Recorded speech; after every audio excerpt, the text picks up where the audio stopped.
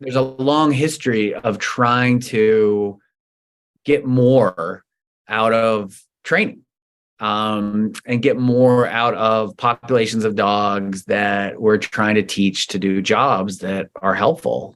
And a lot of the emphasis historically has been on their temperament or emotional response, arousal. People talk about drive.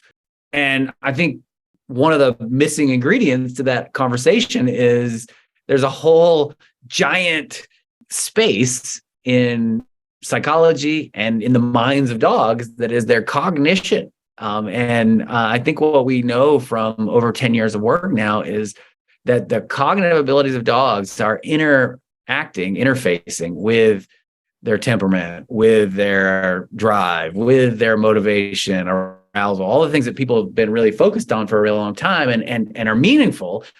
I think one of the puzzles has been, well, how come those things don't explain more? And I think part of it is there was a missing piece, and that was the cognitive piece. And what I'm trying to say is, for instance, let's say you're trying to train a dog to find something. Well, you want them to rely on olfaction.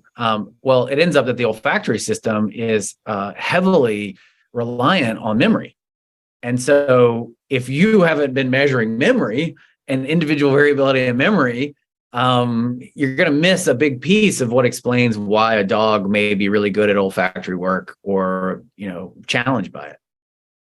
The Holy Grail is to be able within an hour to work with a dog to assess its cognitive profile as it relates to its trainability.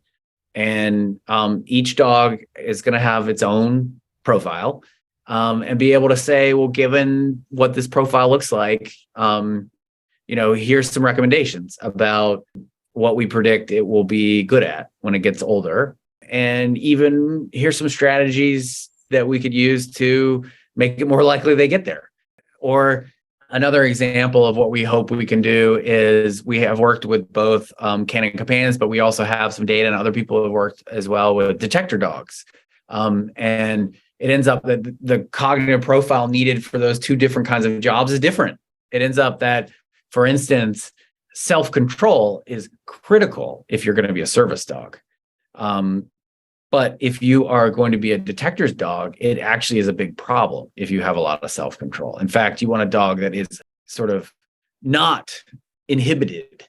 And being uninhibited is vital to success. So it's not always the case that what you would think of as the smart solution is the one that's going to allow a dog to be successful. And so, it's the hope is we describe that, and we have tools that people can use to quickly identify what those profiles are and lead to clear recommendations of what to do next. And I hope it's helpful to folks.